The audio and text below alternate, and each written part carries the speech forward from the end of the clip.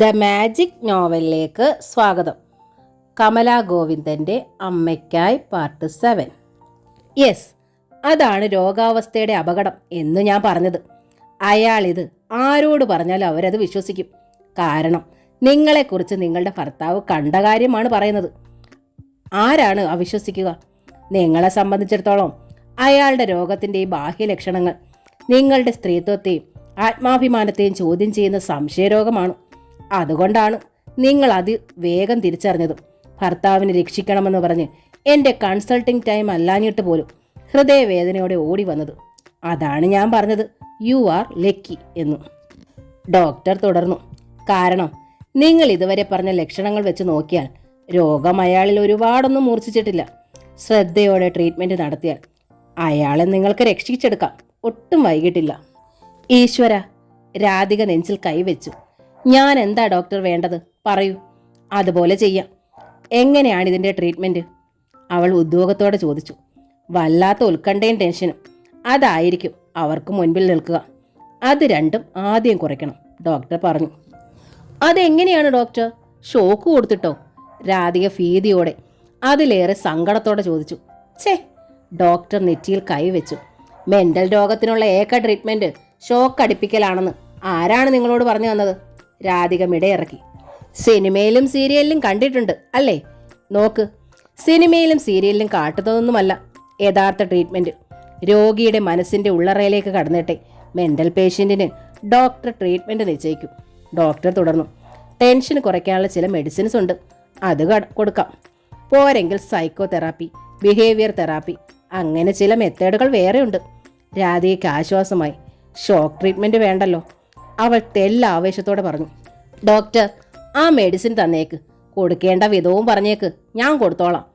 എന്താണ് നിങ്ങൾ ഈ പറയുന്നത്? ഡോക്ടർ വിശ്വനാഥൻ പെട്ടെന്ന് ഗൗരവം കൈക്കൊണ്ടു. ഞാൻ ഇത്രയും സമയം സംസാരിച്ചത് രോഗത്തിൻ്റെ കാര്യമാണ്, നിങ്ങളുടെ ഭർത്താവിൻ്റെ കാര്യമല്ല. രാധിക മിഴിച്ചിരുന്നു. അയാൾക്ക് ഈ രോഗം തന്നെയാണോ? ആണെങ്കിൽ അതിൻ്റെ വേരുകളിൽ അയാളിൽ എത്രമാത്രം ആഴത്തിൽ പടർന്നിട്ടുണ്ട് എന്നൊന്നും അറിയാതെ ചുമ്മാ അതങ്ങ് മെഡിസിൻ എടുത്തു തരാനോ? ഡോക്ടർ ശരിക്കും ശാസിച്ചു. രാധിക വിളറി. എങ്ങനെ? ആളെ കാര്യം പറഞ്ഞിട്ട് ഇവിടെ കൊണ്ടുവരുമെന്ന് ഓർത്തപ്പോൾ അവൾ വിക്കി. ആളെ കൊണ്ടുവരാതെ രോഗം കുറയ്ക്കാൻ ഒരു കുറുക്ക വഴി. അതിനുള്ള മെഡിസിൻ വാങ്ങി കലക്കി അയാൾ അറിയാതെ കൊടുക്കുക അല്ലേ? രാധിക മിണ്ടിയില്ല. നോ, അതൊക്കെ ഗുണത്തേക്കാളേറെ ദോഷമേ ചെയ്യൂ. നിങ്ങൾ ഏതു വിധേനയും അയാളെ കൊണ്ടുവന്നേ പറ്റൂ. രാധിക വിഷണ്ണയായിരുന്നു. ഡോക്ടർ വിശ്വനാഥൻ രാധികയുടെ മുഖത്തെ നിസ്സഹായത ശ്രദ്ധിച്ചുകൊണ്ട് പറഞ്ഞു. നാളെയോ നാളെ കഴിഞ്ഞോ കൊണ്ടുവരാനല്ല പറയുന്നത്. 1 മാസമോ 2 മാസമോ കഴിഞ്ഞോട്ടെ, നോ പ്രോബ്ലം. ഡോക്ടർ, അപ്പോഴേക്കും രാധികയ്ക്ക് ഭയമായി. അപ്പോഴേക്കും ഒന്നും സംഭവിക്കില്ല. നിങ്ങൾ ശ്രദ്ധയോടെ അയാളിലെ രോഗാവസ്ഥ മനസ്സിലാക്കി പരിചരിച്ചാൽ മതി. എങ്ങനെ? അയാളിലെ രോഗാവസ്ഥ ഉണർന്നാൽ തന്നെ അത് വളർന്ന് വഷളാകാതിരിക്കാൻ നിങ്ങൾ ശ്രദ്ധിച്ചേ തീരൂ. ഉദാഹരണം പറയാം. നിങ്ങളിപ്പോൾ ഇവിടെ എൻ്റെ അടുത്തിരിക്കുന്നു. നിങ്ങളുടെ ഭർത്താവ് ഈ സമയത്ത് നിങ്ങളുടെ ഓഫീസിലേക്കൊന്ന് വിളിച്ചു വന്നിരിക്കട്ടെ. ഓഫീസിൽ ഫോണില്ല സാർ. ചുമ്മാ ഒന്ന് സങ്കല്പിക്കൂ, ഡോക്ടർ പറഞ്ഞു. ഓഫീസിൽ ഫോണില്ലെങ്കിൽ നിങ്ങളുടെ ഓഫീസർക്ക് മൊബൈൽ ഉണ്ടാവുമല്ലോ. അതിൻ്റെ നമ്പർ അയാൾ കുറിച്ചെടുത്തിട്ടുണ്ടാവും, അതിൽ വിളിക്കാമല്ലോ. ശരിയാണ്, നിർമ്മല സാറിൻ്റെ മൊബൈൽ നമ്പർ ഉണ്ണിയേട്ടൻ്റെ കയ്യിലുണ്ട്, അതിലെങ്ങാനും വിളിച്ചാലോ? രാധിക വിയർത്തു. നിങ്ങൾ എവിടെ പോകുന്നുവെന്ന് ഓഫീസറോട് പറഞ്ഞിട്ടാണ് ഇങ്ങോട്ട് പോകുന്നത്? ഡോക്ടർ ചോദിച്ചു. തലവേദനയ്ക്ക് മരുന്ന് വാങ്ങാൻ. അപ്പോൾ സാർ പറഞ്ഞു ഐ സ്പെഷ്യലിസ്റ്റിനെ കാണുന്നതാണ് നല്ലതെന്ന്. രാധിക പറഞ്ഞു.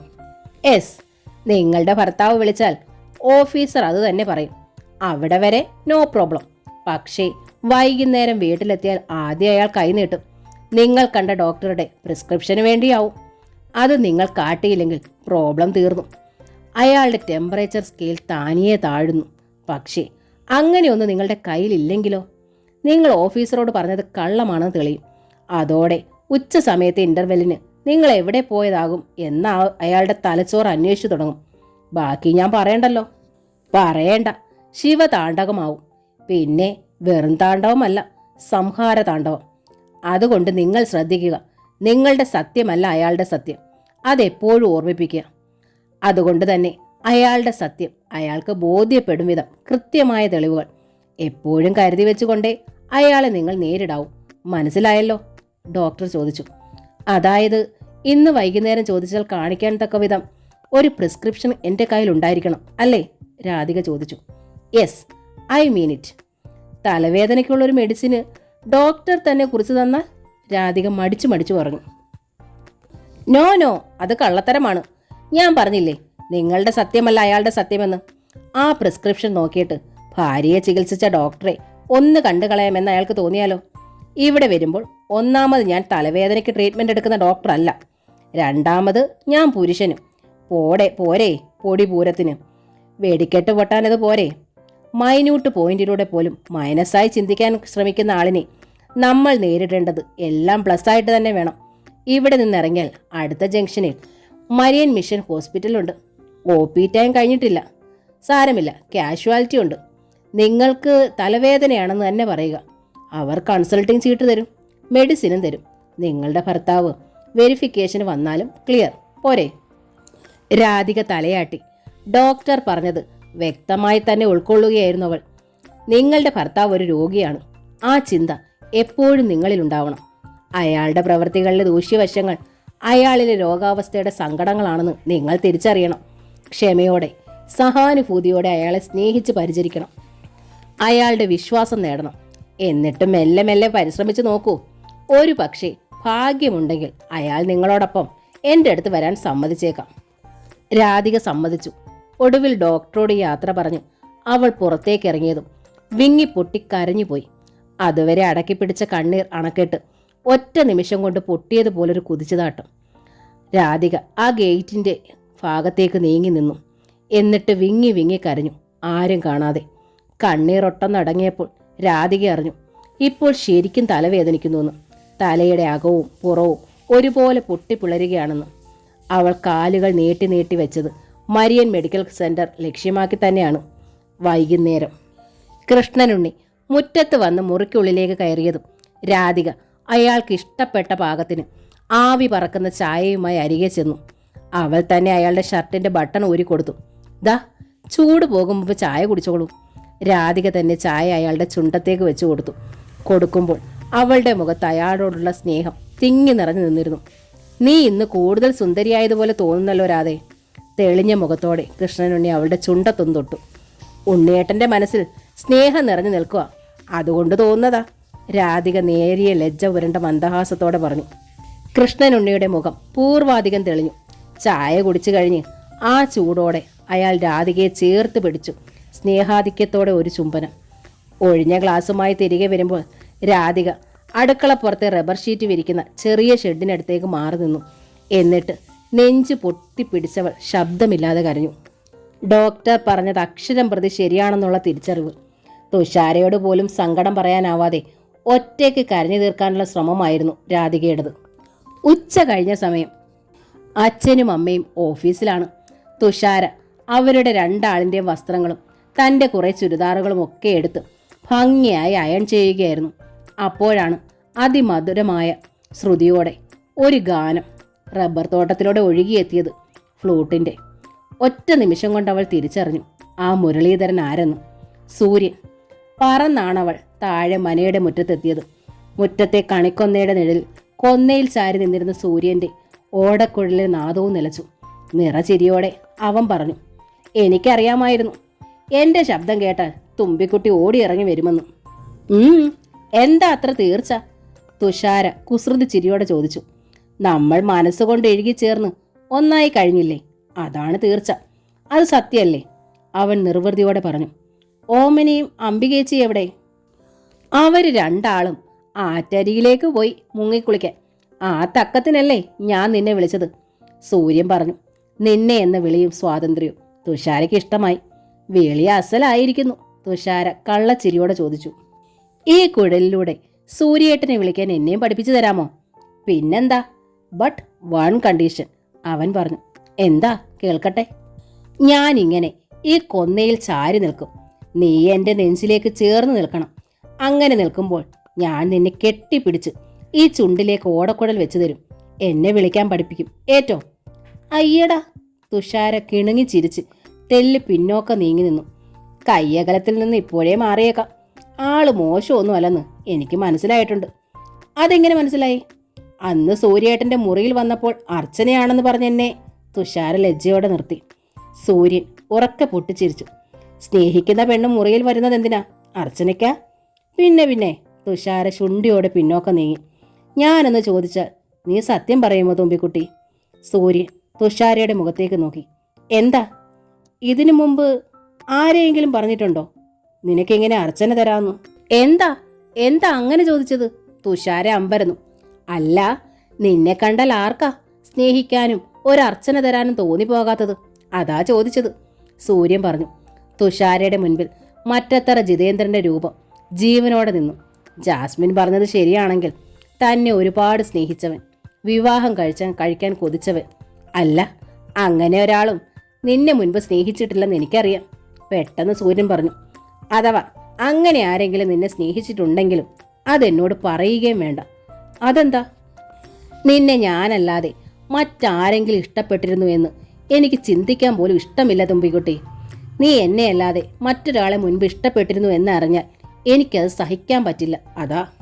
തുഷാരയ്ക്ക് വല്ലാത്തൊരു കുസൃതി തോന്നി. അങ്ങനെ ആള് സ്വാർത്ഥനാകണ്ട. ജിതേന്ദ്രനെ കുറിച്ച് വെറുതെ പറഞ്ഞു നോക്കാം. ഈ ആൾ എന്തു പറയുമെന്നറിയാലോ. എനിക്ക് അങ്ങനെ മറച്ചു വെച്ച് കള്ളം പറയാൻ വയ്യ.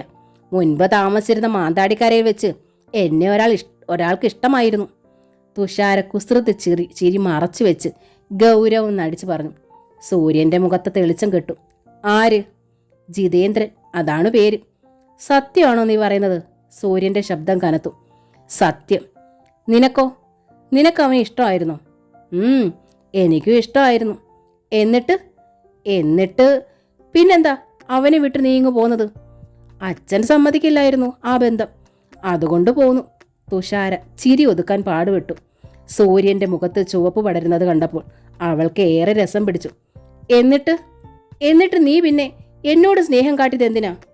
എനിക്ക് സൂര്യേട്ടന് ഇഷ്ടമായതുകൊണ്ട്. തുഷാരയ്ക്ക് ചിരി പൊട്ടിപ്പോയി. അവൾ ചിരിക്കിടയിൽ പറഞ്ഞു. സൂര്യേട്ടനെ കണ്ടാൽ ആർക്കാ ഇഷ്ടം തോന്നാത്തത്? അപ്പോൾ പലരിലൊരാൾ. അതാണ് നിനക്ക് ഞാൻ, അല്ലേ? സൂര്യന്റെ നെഞ്ച് പെട്ടെന്ന് വല്ലാതെ കിതച്ചുയർന്നു.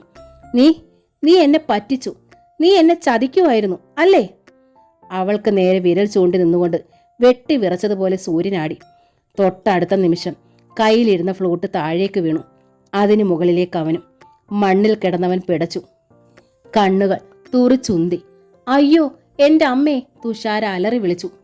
ആറ്റിൽ മുങ്ങിക്കുളിച്ച് ഈറനോടെ മടങ്ങി വരികയായിരുന്നു അംബികാമേ ഓമനി. അപ്പോഴാണ് തുഷാരയുടെ നിലവിളി. ഒറ്റ പാച്ചിലിനവർ മുറ്റത്തെത്തി. കണിക്കൊന്നയുടെ ചുവട്ടിൽ വീണ് കടന്ന് ശ്വാസമെടുക്കാൻ പിടയുന്ന സൂര്യൻ. അരികിൽ ആകെ വരണ്ടിരിക്കുന്ന തുഷാര. മോനെ, മുത്തശ്ശിയുടെ പൊന്നും കട്ടെ, എന്നാ പറ്റിയടാ നിനക്ക്? അംബികാമ്മ ഓടി വന്നപാടെ സൂര്യന്റെ അടുത്ത് മണ്ണിലേക്കിരുന്നു. അവന്റെ ചുമലിൽ പിടിച്ച് തന്റെ മടിയിലേക്ക് കിടത്തി. മോനെ, അവർ നിലവിളിച്ചു. സൂര്യൻ ശക്തമായി കിതച്ചു. ഇടയ്ക്കിടെ മിഴികൾ തുറന്നത് തുറച്ചു വന്നു. തുമ്പി! ഓമനയും വിരണ്ടുപോയി. എന്നാ പറ്റിയതാ സൂര്യേട്ടന്? എനിക്കറിയില്ല. തുഷാരയ്ക്ക് ശബ്ദമില്ല. ഉമിനീർ പോലും പറ്റി. ശബ്ദം വിലങ്ങി. കൈ മലർത്താനേ അവൾക്ക് കഴിഞ്ഞുള്ളൂ. എന്റെ കടപ്പാട്ടൂരപ്പാ! ക്ഷേത്രം നിൽക്കുന്ന ഭാഗത്തേക്ക് നോക്കി അംബികാമ്മ വിലപിച്ചു. ഞാൻ 1000 തിരി തെളിച്ചേക്കാമേ, എന്റെ കുഞ്ഞിനൊന്നും വരുത്തല്ലേ. ഓമന അതിനു മുമ്പേ അകത്തേക്ക് പാഞ്ഞു കഴിഞ്ഞിരുന്നു. അവൾ ആരാമത്തിലെ നമ്പർ എടുത്ത് വിളിച്ചു. കൃത്യം എടുത്തത് പത്മിനി തന്നെ. ഓമന വിവരം പറഞ്ഞു. പത്മിനി ഫോൺ വെച്ച് മുറ്റത്തേക്ക് ചാടിയിറങ്ങി. വണ്ടിയുടെ ശബ്ദം കേട്ട് പോർച്ചിലേക്ക് വന്ന രാജലക്ഷ്മി ചോദിച്ചു, നീ എവിടെ പോണു പത്മേ? അമ്മ വിളിച്ചു, അങ്ങോട്ടൊന്ന് പോയിട്ട് ഞാൻ വേഗം ഇങ്ങ് വരാം. ഓമന വിളിച്ചു പറഞ്ഞ കാര്യം പറഞ്ഞാൽ അമ്മയും വിഷമിക്കും. അതുകൊണ്ട് പത്മിനി വിവരം പറയാതെ കാർ വിട്ടു. പറന്നിട്ടെന്നവണ്ണം കാർ താഴെ മനയുടെ മുറ്റത്തെത്തി. പത്മിനിയെ കണ്ടതോടെ അംബികാമ്മ വീണ്ടും നെഞ്ചിൽ തല്ലി കരച്ചിലായി. എടി, ഒക്കെ കുറഞ്ഞെന്ന് കരുതിയിട്ട് നമ്മുടെ കുഞ്ഞിന് ദേ പിന്നെ ആ അസുഖം വന്നടി. സൂര്യേ, മോനെ! ശ്വാസം നിലച്ചതുപോലെ പത്മിനി ആന്തലോടെ പാഞ്ഞു വന്ന് സൂര്യനെ കോരിയെടുക്കാൻ നോക്കി. ഹോസ്പിറ്റലിലേക്ക് കൊണ്ടുപോകാമേ. സൂര്യനെ കാറിനുള്ളിലേക്ക് കടത്താൻ അംബികാമ്മയും ഓമനയും സഹായിച്ചു. നീ ഒറ്റയ്ക്ക് പോണ്ട, അംബികാമ്മ പറഞ്ഞു. എന്റെ തുണി അപ്പടി നനഞ്ഞതാ, മണ്ണ് പറ്റി. ഞാനിതൊന്ന് മാറ്റിയിട്ട് ഓടി വരാം. അത്രയും പോലും പാഴാക്കാൻ സമയമില്ല. അമ്മ പിന്നെ വന്നാ മതി. പത്മിനി കാറിനുള്ളിലേക്ക് കയറി കഴിഞ്ഞു. എന്നിട്ട് പരിഭ്രാന്തിയോടെ പറഞ്ഞു, അമ്മ ഹോസ്പിറ്റലിലേക്ക് വിളിച്ച് ഡോക്ടർ ശിവകുമാറിനോട് പറഞ്ഞേക്ക്. ഞാൻ മോനെയും കൂട്ടി വരുവാന്നു. കാർ പാഞ്ഞു കഴിഞ്ഞു. അംബികാമ്മ ഡോക്ടർ ശിവകുമാറിനെ വിളിക്കാനായി ധൃതിയിൽ ഉമ്മറത്തേക്ക് കയറി അകത്തേക്ക് പാഞ്ഞു. അംബികാമ്മയുടെ പിന്നാലെ വരാന്തയിലേക്ക് കയറുകയായിരുന്നു ഓമനയും. പെട്ടെന്ന് ഇരുമ്പ് വളയത്തിന്റെ കരുത്തോടെ ഒരു തണുത്ത കൈത്തണ്ട അവളെ പൊതിഞ്ഞു പിടിച്ച് ബലമായി നിർത്തി. ഓമന ഞെട്ടിത്തിരിഞ്ഞു. ഭയന്നും വീർപ്പും മുട്ടിയും മരവിച്ചും അതുവരെ ശബ്ദമില്ലാതെ മാറി നിന്നിരുന്ന തുഷാരയുടെ കൈപ്പൂട്ടിനുള്ളിലായിരുന്നു ഓമന. അങ്ങനെ ഒരാൾ കൂടി അവിടെ ഉണ്ടെന്ന് ഓമനെ ഓർത്തതും അപ്പോഴാണ്. അത്രയ്ക്ക് പരിഭ്രാന്തിയിലായിരുന്നു അതുവരെ. എന്താ തുമ്പി? ഓമന അവൾക്ക് നേരെ തിരിഞ്ഞു. സൂര്യേട്ടൻ എന്നാ പറ്റിയതാ? തുഷാര വിക്കി.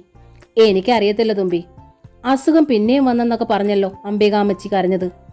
വേഗം ഹോസ്പിറ്റലിൽ എത്തിക്കാനാ പത്മേച്ചിയും വെപ്രാളപ്പെട്ടത്. അതാ ചോദിച്ചത്. എനിക്കറിയത്തില്ല തുമ്പി. ഞാൻ അമ്മച്ചിയുടെ കൂടെ നിൽക്കാൻ തുടങ്ങിയിട്ട് 2 വർഷമേ ആയിട്ടുള്ളൂ. ഇതിനിടയിൽ ആദ്യമായിട്ടാ ഞാനിത് കാണുന്നേ.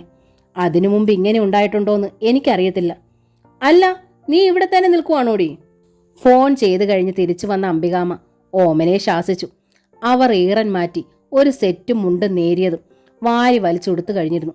വേഗം ആ തുണി മാറ്റി വേറെ കൊടുത്ത് ഇറങ്ങ്. പടിഞ്ഞാറോട്ട് ഇറങ്ങിയ അമ്പലത്തിന് പുറകിലെ ചെറിയ പാലം കയറി അക്കരെ കടന്നാല് കൊട്ടാരമറ്റത്ത് മെയിൻ റോഡിലെത്താം. ഇഷ്ടം പോലെ ഓട്ടോറിക്ഷ കിട്ടും. നമുക്ക് കൂടെ വേഗം ചെല്ലാം അങ്ങോട്ട്. അവളൊറ്റയ്ക്കാ. അംബികാമ്മ വെപ്രാളത്തോടെ തന്നെ പറഞ്ഞു. ഇതാ അമ്മച്ചി, ഞാൻ ഇപ്പം വരാം. ഓമന അകത്തേക്ക് പാഞ്ഞു കഴിഞ്ഞു. അംബികാമ്മ പുറത്തേക്കുള്ള ജനാല അടയ്ക്കുന്നതിനിടയിൽ ഒരു നിമിഷം എന്തോ ഓർത്തതുപോലെ നിന്നു. സ്തംഭം പോലെ നിൽക്കുന്ന തുഷാരയ്ക്ക് നേരെ തിരിഞ്ഞു. നീ എന്നതാ കൊച്ചേ എൻ്റെ മോനോട് ചെയ്തത്? തുഷാര വല്ലാതെ ഭയന്നു. ഞാനൊന്നും ചെയ്തില്ല. നീ അവനെ സങ്കടപ്പെടുത്തുന്ന വല്ലതും പറഞ്ഞോ? ഇല്ല. നീ വരുമ്പോൾ വീണ് കിടക്കുമായിരുന്നോ കുഞ്ഞ്? ആ അതെ. കള്ളം പറയാൻ അവൾ വല്ലാതെ വിമ്മിട്ടപ്പെട്ടു. അപ്പൊ പിന്നെ അവൻ ഇത്രയ്ക്ക് സങ്കടപ്പെടാൻ എന്താ കാര്യം? ആരെന്നാ ദ്രോഹ അവനോട് ഇത്രയ്ക്ക് ചെയ്തത്? അംബികാമ്മ സ്വയം ചോദിച്ചു. ഓമന പോകാൻ റെഡിയായി പുറത്തേക്ക് വന്നതോടെ അംബികാമ്മ വീട് പൂട്ടി. മുറ്റത്തേക്ക് ഇറങ്ങിക്കൊണ്ട് അവർ പറഞ്ഞു. തുമ്പി പോയിക്കോ, ഞങ്ങൾ ഇനി വരാൻ താമസിക്കും. ചിലപ്പോൾ നാളെ വരൂ. തുഷാര അത്യധികം ഭീതിയോടെ അറിഞ്ഞു. സൂര്യൻ അപകടകരമായ എന്തോ ഒന്നാണ് സംഭവിച്ചിരിക്കുന്നത്. അതാണ് പറഞ്ഞത് വരാൻ താമസിക്കുമെന്ന്. ചിലപ്പോൾ നാളെ ആകുമെന്ന്. ഈശ്വര, ഏത് നേരത്താണ് തനിക്ക് ജിതേന്ദ്രനെ കുറിച്ച് പറയാൻ തോന്നിയത്? ഇതാണോ ഇത്രയ്ക്ക് സങ്കടം വന്നത്? തുഷാരയ്ക്ക് നെഞ്ചിൽ തല്ലി കരയാൻ തോന്നി. അവൾ മെല്ലെ തിരിഞ്ഞ് കൊന്ന ചുവട്ടിലേക്ക് നോക്കി. എത്ര സന്തോഷത്തോടെയാണ് അവിടെ നിന്ന് ഓടക്കുഴൽ വായിച്ചത്. എത്ര സന്തോഷത്തോടെയാണ് സംസാരം ആരംഭിച്ചത്.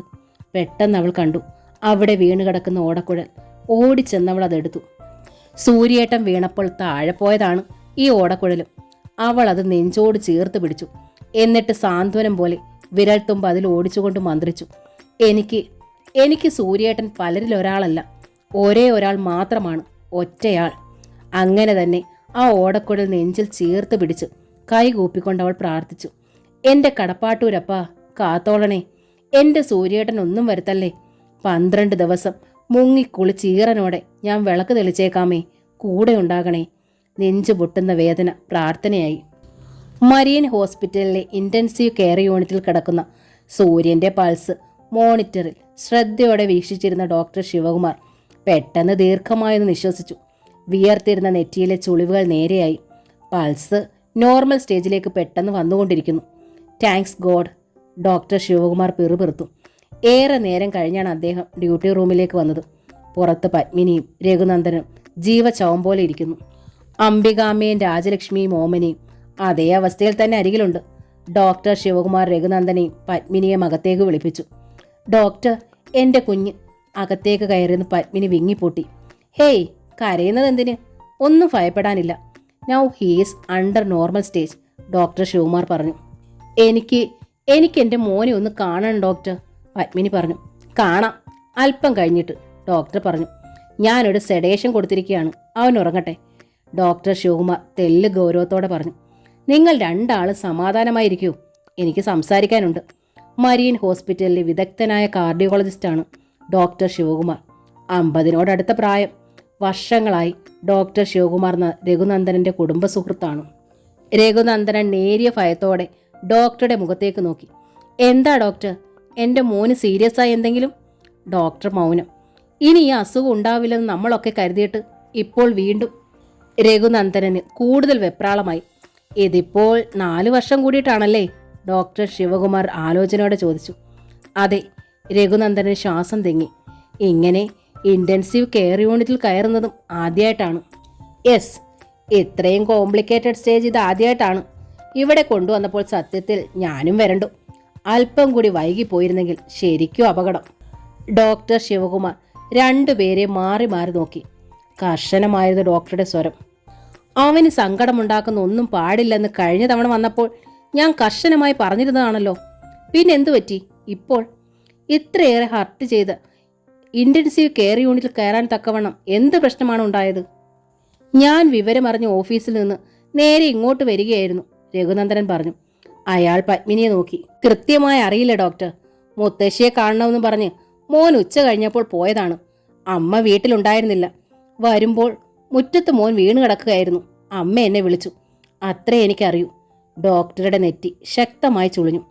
കാരണമൊന്നുമില്ലാതെ സൂര്യൻ ചുമ്മാ കുഴഞ്ഞു വീണോ? അത് ശരിയല്ലല്ലോ. ഡോക്ടർ ഗൗരവപ്പെട്ടു. നിങ്ങൾ സത്യം മറയ്ക്കുകയാണോ? പത്മിനിയുടെ നെഞ്ച് ശക്തമായിട്ടൊന്ന് പിടച്ചു. ഒരു കാര്യം കൂടി ഞാൻ തുറന്നു പറഞ്ഞേക്കാം, ഡോക്ടർ തുടർന്നു. ഓരോ തവണ അസുഖമുണ്ടാകുമ്പോഴും ഞാൻ ശ്രദ്ധിച്ചിട്ടുണ്ട്, കൂടുതൽ കൂടുതൽ ഗുരുതരമായ അവസ്ഥയാണ്, കൂടുതൽ കൂടുതൽ അപകടാവസ്ഥ. ഇനി ഒരിക്കൽ കൂടി സൂര്യൻ ഇത്തരം ഒരു സ്റ്റേജിലെത്തിയാൽ എന്തുണ്ടാവുമെന്ന് ഞാനിനി പറഞ്ഞു തരേണ്ടതില്ലല്ലോ. വൈദ്യുതാഘാതമേറ്റതുപോലെ രഘുനന്ദനനും പത്മിനിയും ഡോക്ടർ ശിവകുമാറിനെ തുറിച്ചു നോക്കി.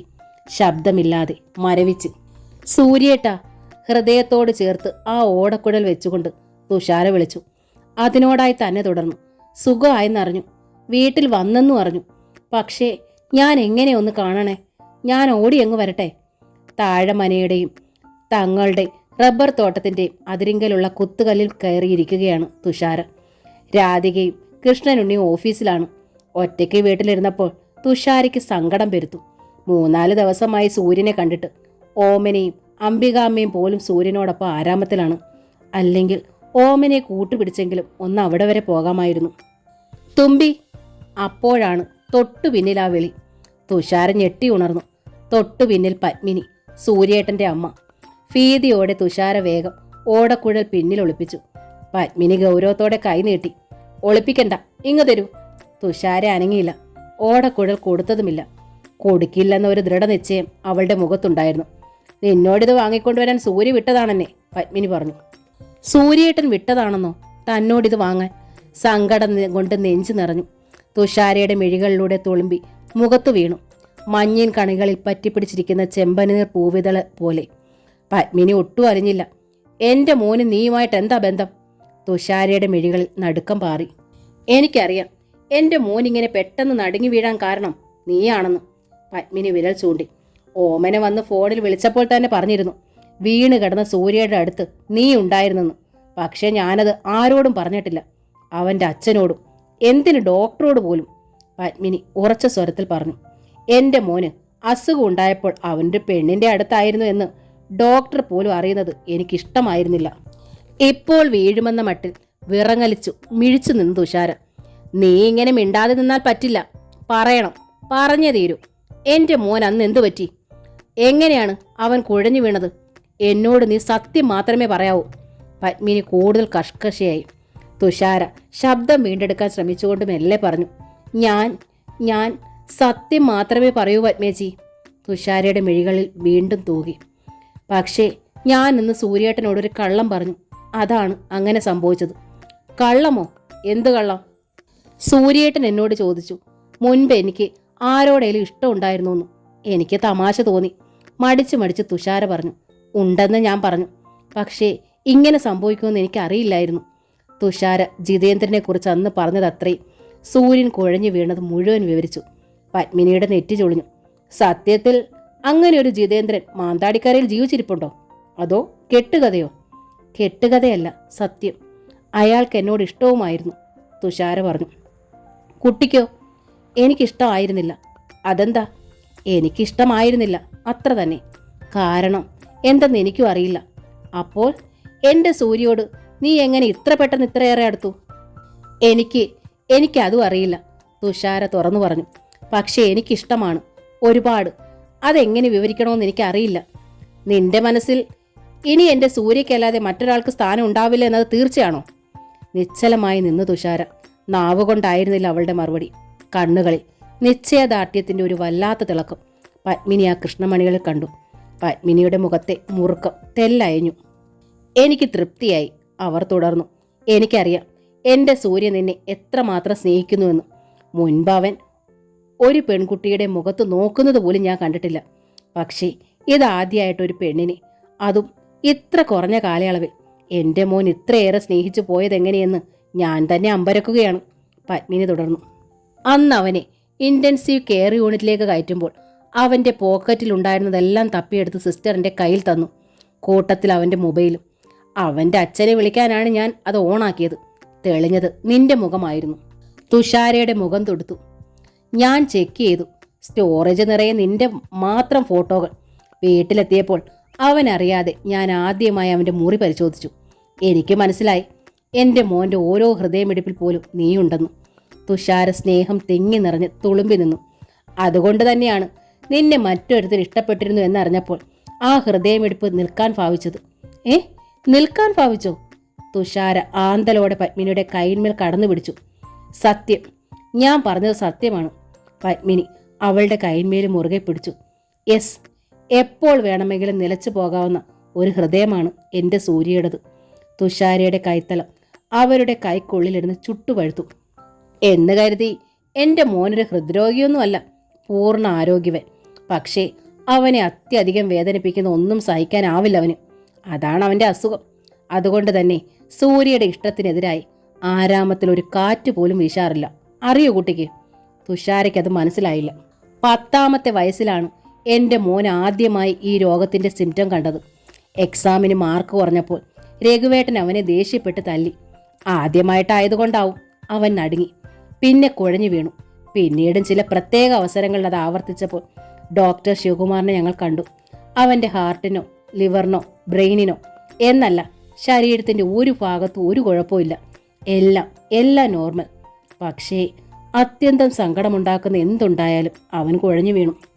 പത്മിനി ദീർഘനിശ്വാസത്തോടെ പറഞ്ഞു. ഏറ്റവും അവസാനമായി ഉണ്ടായത് 4 വർഷം മുമ്പാണ്. അന്നെന്തുണ്ടായി? തുഷാര ഉദ്വേഗത്തോടെ ചോദിച്ചു. അവൻ +2 പാസ്സായി. 540 മാർക്കുണ്ടായിരുന്നു.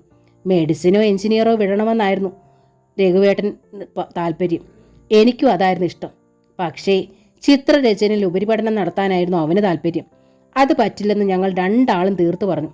പിന്നീടുണ്ടായ ഷോക്ക്, ഈശ്വര, ഞങ്ങൾ ആകെ ഭയന്നു പോയി.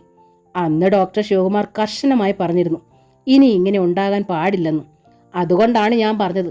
അതിൽ പിന്നെ അവൻ്റെ ഇഷ്ടം ചോദിച്ച് ആരാമത്തിൽ കാറ്റ് വീശു, ഇല പോലും അനങ്ങുന്നു. പത്മിനിയുടെ മുഖം ശക്തമായി വിളറിയിരുന്നു. പക്ഷേ കഴിഞ്ഞ ദിവസം സംഭവിച്ചത്. ആദ്യമായിട്ടാണ് സൂര്യ ഇൻറ്റൻസീവ് കെയർ യൂണിറ്റിലേക്ക് കയറ്റേണ്ടി വരേണ്ടത്. ഡിസ്ചാർജ് ചെയ്യുമ്പോൾ ഡോക്ടർ ശിവകുമാർ ഒരു കാര്യം വ്യക്തമായി എന്നോടും രഘുവേട്ടനോടും പറഞ്ഞു. തുഷാരയുടെ ഉടൽ വിറച്ചു തുടങ്ങി. ഇത്രയും കടുത്തൊരു ഷോക്ക് ഇനിയും ഉണ്ടായാൽ ഒരുപക്ഷെ ഇനി എൻ്റെ മോനെ ജീവനോടെ പത്മിനി മുഴുവിപ്പിച്ചില്ല. തുഷാരയുടെ മുഖത്തേക്ക് നോക്കി. അതുകൊണ്ടാണ് ഞാൻ തുമ്പിയെ തേടി വന്നത്. ഷോക്ക് ഏറ്റതുപോലെ നിൽക്കുകയാണവൾ. ഇനിയും ഒരു ഷോക്കുണ്ടായാൽ ഒരുപക്ഷെ ജീവനോടെ. പത്മിനിയുടെ ആ വാക്കുകൾ അവളുടെ തലച്ചോറിൽ വല്ലാതെ മുഴങ്ങി പ്രതിധ്വനിക്കുകയാണ്. എനിക്ക് 3 കുഞ്ഞുങ്ങളേ ഉള്ളൂ. എൻ്റെ കണ്ണടയും വരെ അവരെ 3 പേരെ എനിക്ക് എപ്പോഴും കാണണം. അതുകൊണ്ട് എൻ്റെ സൂര്യയ്ക്ക് ഒന്നും സംഭവിക്കരുത്. അവൻ്റെ ഏതിഷ്ടവും ഞങ്ങൾക്ക് തീരുമാനം തന്നെയാണ്, പത്മിനി തുടർന്നു. ഞാൻ അവനോട് നിന്നെക്കുറിച്ച് സംസാരിച്ചു. അവനെല്ലാം തുറന്നു പറഞ്ഞു. നിന്റെ അമ്മ വാക്ക് കൊടുത്തതുവരെ. പത്മിനി മെല്ലെ പുഞ്ചിരിച്ചു. എൻ്റെ മോൻ ഇഷ്ടപ്പെടുന്ന നിന്നെ മരുമോളായി ഞാൻ എപ്പോഴേ സ്വീകരിച്ചു കഴിഞ്ഞു. ഇനി നിന്നെ ഒരു താലി കെട്ടി എപ്പോഴാണ് വീട്ടിലേക്ക് കൊണ്ടുപോകേണ്ടത് എന്ന് മാത്രമേ തീരുമാനിക്കാനുള്ളൂ. സൂര്യ പറഞ്ഞത് 2 ആളിൻ്റെ പഠിപ്പ് കഴിഞ്ഞ് മതിയെന്ന്. തുഷാര കേൾക്കുകയാണ് ഉൾപ്പുളകത്തോടെ. പക്ഷേ ഒന്നും രഘുവേട്ടൻ അറിഞ്ഞിട്ടില്ല. കഴിഞ്ഞ ദിവസത്തെ ഷോക്ക് നീ മൂലം ഉണ്ടായതാണെന്നറിഞ്ഞാൽ അദ്ദേഹം ഒരിക്കലും നിന്നോട് ക്ഷമിക്കാനും പോകുന്നില്ല. സമയമുണ്ട്, ഞാൻ സാവകാശം പറഞ്ഞോളാം. എന്നിട്ട് അടുത്ത് തന്നെ ഞങ്ങൾ ഒരു ദിവസം തുമ്പിയുടെ വീട്ടിൽ വന്ന് തുമ്പിയുടെ അച്ഛനുമായി സംസാരിച്ചൊരു തീരുമാനത്തിലെത്തുകയും ചെയ്യാം. എൻ്റെ ഈശ്വര, തുഷാര വല്ലാതെ ഭയന്നു. അച്ഛനോട് സംസാരിക്കാൻ വരുന്നെന്നോ? പക്ഷേ ഞാനിപ്പോൾ വന്നത് ഇതൊന്നും പറയാനല്ല, പത്മിനി പറഞ്ഞു. പിന്നെ എന്നവൾ നോക്കി. എനിക്ക് നിന്റെ കയ്യിൽ നിന്നൊരു വാക്ക് വേണം. ഉറച്ച സ്വരമായിരുന്നു അത്. ഞാൻ എന്താ വേണ്ടത്? സൂര്യേട്ടന് വേണ്ടി ഞാൻ എൻ്റെ ജീവൻ വേണമെങ്കിലും തരാം. തുഷാര ദൃഢനിശ്ചയത്തോടെ പറഞ്ഞു. നിന്റെ ജീവനല്ല എനിക്ക് വേണ്ടത്, എൻ്റെ മോൻ്റെ ജീവൻ. അത് ഭദ്രമായി നീ സൂക്ഷിക്കണം. കാലം എത്ര കഴിഞ്ഞാലും അവൻ്റെ ഹൃദയമിടിപ്പിൻ്റെ താളത്തിന് ഒരിക്കൽ പോലും ക്രമക്കേട് വരാതെ ഇന്നു മുതൽ ജീവിത അവസാനം വരെ സൂക്ഷിച്ചു കൊള്ളുമെന്നുള്ള ഉറപ്പ്. എന്താ, സമ്മതിച്ചോ? വിറങ്ങലിച്ചുകൊണ്ട് തുഷാരയ്ക്ക് ശ്വാസം തന്നെ നിന്നു. അമ്മയ്ക്കായി എന്ന നോവലിൻ്റെ ഈ ഭാഗം ഇവിടെ പൂർണ്ണമാവുകയാണ്. ഈ നോവൽ നിങ്ങൾക്ക് ഇഷ്ടമായെങ്കിൽ ലൈക്ക് ചെയ്ത്, ഷെയർ ചെയ്ത്, സബ്സ്ക്രൈബ് ചെയ്യണേ. Thank you.